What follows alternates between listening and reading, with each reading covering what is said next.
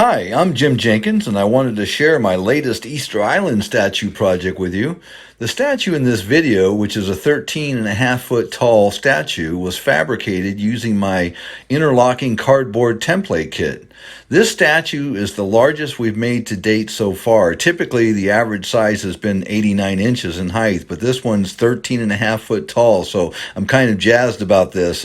11 years ago, in 2009, I created my first Easter Island template kit and began selling the template kit through two YouTube videos that I posted back in 2010, I believe.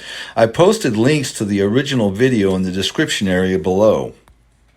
This video finds me at a juncture on my Easter Island statue project where I just passed the mark of selling 1,000 templated kits. And I'm also celebrating the fact of making the largest size statue, 13.5 foot, that's ever been made using my interlocking template kit. Over the years, I've also sold just over 50 ready-made statues that we fully built here in Oregon and shipped to different parts across the nation. Now, getting back to the newest statue project, the fabrication of the statue obviously starts out by using the templates that form the base of the statue, i.e. the chest, the neck, the lower chin areas, which are now installed here. Next, the 4 templates form the back of the head and the side of the cheeks of the face, as are now assembled. Next, we install the brow support, the brace that stabilizes the face assembly to the chest area. Then the chin and the face area below the eyes are installed. Then the lips and the nose templates are added to the face, along with the area that creates the eyes of the statue, finishing up by adding the ears and completing the top of the statue's head. Now, just a couple of shots of the completed cardboard statue formation, which for this project will not be coated with my fiber reinforced cement.